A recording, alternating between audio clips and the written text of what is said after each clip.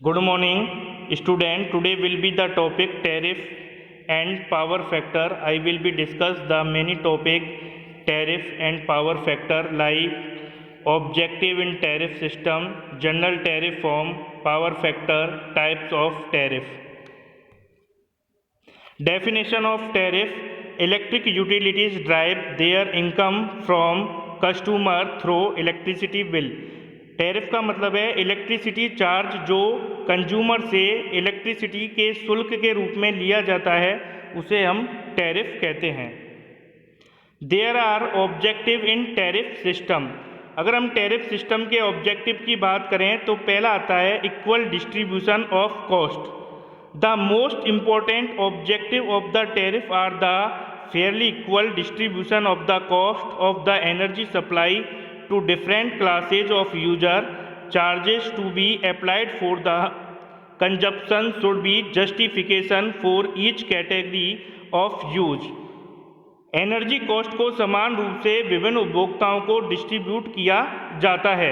ये equal distribution of cost के अंदर होता है। Recovery of capital investment, utility invest whose amount money in the system right from the generation to serve the energy in the consumer premises. Recovery of the cost incurred in all element of power system, generation, transmission, distribution of energy. यानी recovery of capital investment में power system के सभी element देखे जाते हैं, जैसे energy का generation, transmission और distribution. Recovery of running cost, recovery of running cost की बात करें तो apart from the initial cost it demands some cost to keep the system healthy in running condition. Recovery of the cost incurred in operation and maintenance and supply of the equipment. इसमें हम operating cost और maintenance cost, supply के लिए जो equipment काम में लेते हैं जैसे ट्रांसफार्मर, कैपेसिटर बैंक आदि की कॉस्ट को रिकवरी करते हैं। रिकवरी ऑफ मिसलेनियस कॉस्ट, इसके अंदर distribution of energy to be consumer involve many associate service in addition to only supply. Recovery of cost invested in miscellaneous service such as cost of metering equipment, billing, cost of the collection. यानी recovery of miscellaneous cost में प्राय metering equipment की cost, electricity bill charge, cost of the collection आदि आते हैं। अब हम बात करते हैं जनरल टैरिफ फॉर्म की। तो जनरल टैरिफ फॉर्म में क्या होता है, C बराबर AX plus BY plus D। ये टैरिफ की एक फॉर्म का एक इक्वेशन होता है, फॉर्मूला होता है। The total bill of the consumer has 3 part, namely fix charge को कैपिटल D से डिनोट करते हैं और सेमी फिक्स चार्ज को AX से डिनोट करते हैं और रनिंग चार्ज को BY से डिनोट करते हैं। वेयर C बराबर total charge of a period, मतलब 1 मंथ का जो चार्ज होता है टोटल चार्ज वो C होता है, और X जो होता है वो maximum demand during the period, यानी पीरियड के दौरान जो मैक्सिमम डिमांड होती है किलोवाट और kVA की वो होती है X, और Y जो होता है वो टोटल एनर्जी कंज्यूम होता है ड्यूरिंग द पीरियड। इसकी जो यूनिट होती है वो किलोवाट और kVA में होती है। ए जो कैपिटल A होता है वो कॉस्ट पर किलोवाट और kVA ऑफ मैक्सिमम डिमांड से डिनोट करते हैं, और B को cost per kilowatt hour of energy consume से, और कैपिटल D को fix charge during each billing period. अगर हम पावर फैक्टर की बात करते हैं तो पावर फैक्टर क्या होता है, power factor is defined as the ratio of the active power P and volt ampere. The active power is the real power which is assumed in AC circuit, where volt ampere is the apparent power which is produced in the circuit when the waves of voltage और current are not in phase. कहने का मतलब जो है कि power factor प्राय active power means real power और एप्रिएंट power means complex power जिसे वोल्ट एम्पियर बोलते हैं, उसका जो रेशो होता है वो पावर फैक्टर होता है, जिसे हम cos फाई से डिनोट करते हैं।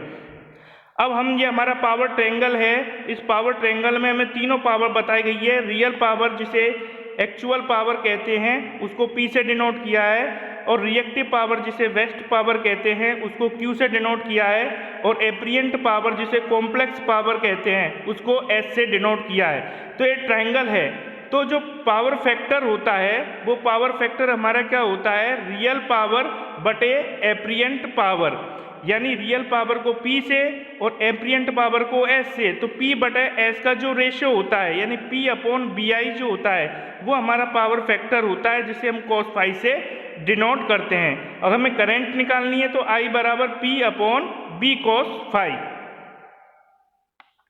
अब हम बात करते हैं टाइप ऑफ इलेक्ट्रिसिटी टैरिफ। तो इलेक्ट्रिसिटी टैरिफ कितने प्रकार के होते हैं उनके बारे में बात करते हैं।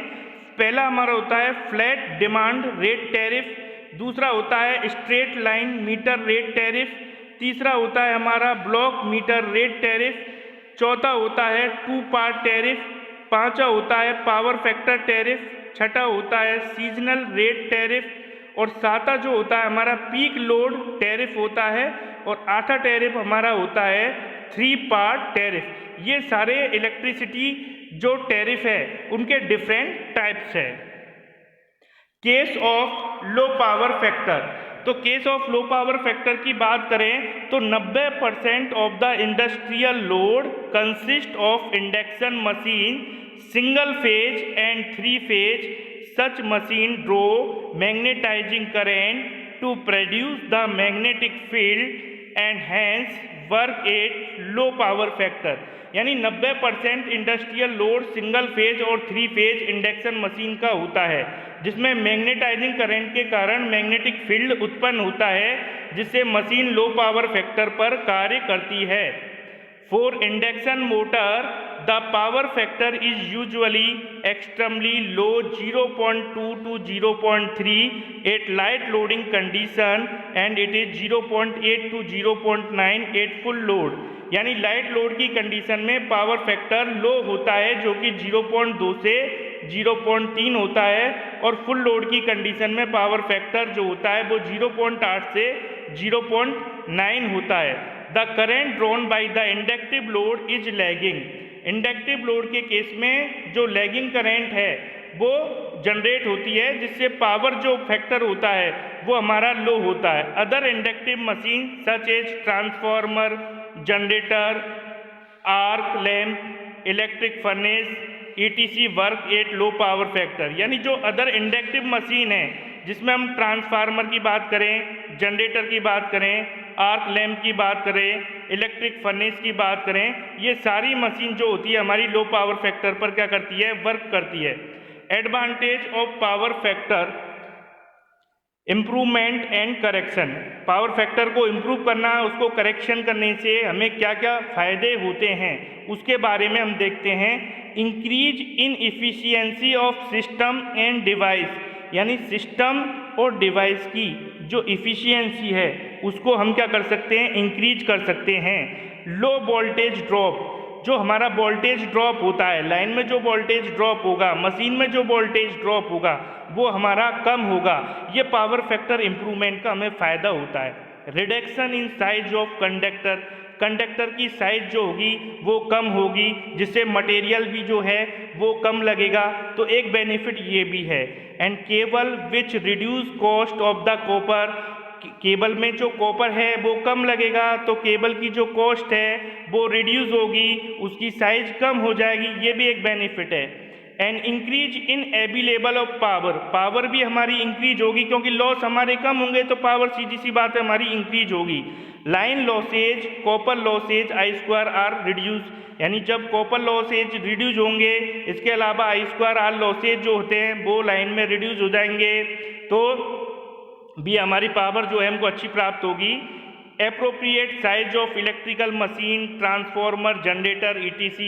Eliminate to the penalty of low power factor, जो लो पावर फैक्टर की जो पेनल्टी लगती है उसको एलिमिनेट, उसको दूर कर सकते हैं from the electric supply company. अगर इलेक्ट्रिक सप्लाई कंपनी जो है पावर फैक्टर को इम्प्रूव करती है तो जो पेनल्टी लगती है लो पावर फैक्टर पर हम उसको एलिमिनेट करके दूर कर देंगे। Low kilowatt per hour, saving in power bill, power के बिल को भी सेव कर सकते हैं। Better use of power system, power system का बेटर यूज कर सकते हैं। लाइन्स एंड जनरेटर्स में saving in energy as well as rating and the cost of the electrical device and equipment is reduce, यानी saving in energy, energy का save कर सकते हैं। As well rating and the cost of the electrical device of the equipment, उसको भी हम क्या कर सकते हैं, रिड्यूस कर सकते हैं। Disadvantage of low power factor, disadvantage of low power factor की बात करें तो higher current is reduce by the equipment. Higher current, जो हाई करंट है, higher current is required by the equipment, equipment में हायर करंट की requirement होती है। देखो disadvantage of low power factor की बात करें तो higher current is requirement by the equipment, equipment को हाई करंट की रिक्वायरमेंट होगी। Due to with the economic cost of the equipment is increase, जिससे इक्विपमेंट की इकोनॉमी जो कॉस्ट है वो इंक्रीज हो जाएगी। जब करंट की मात्रा ज़्यादा मात्रा में होगी आवश्यकता, तो इक्विपमेंट की जो कॉस्ट है वो हमारी इंक्रीज हो जाएगी, वो बढ़ जाएगी। तो ये लो पावर फैक्टर का एक डिसएडवांटेज है। At low power factor the current is high, low power factor के केस में जो करंट होती है वो हाई होती है, which gives rise the high copper loss in the system and therefore the efficiency of the system is reduce.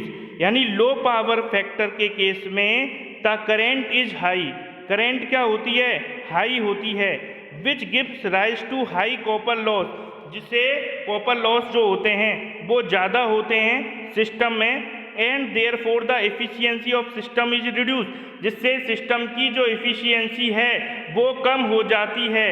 Higher current produce as large voltage drop, high current के कारण voltage drop ज़्यादा मात्रा में produce होते हैं in the apparatus में जो voltage drop है वो ज़्यादा होता है। This results in the poor voltage regulation, जिससे हमारा वोल्टेज जो रेगुलेशन होता है वो कम हो जाता है। अगर हम समरी की बात करें तो एक तो हमारा वोल्टेज जो रेगुलेशन होगा वो पुअर होगा और जो हमारी इफ़िशियंसी है वो कम हो जाएगी और हमारी जो इक्विपमेंट की जो कॉस्ट जो है वो इंक्रीज हो जाएगी। Thank you.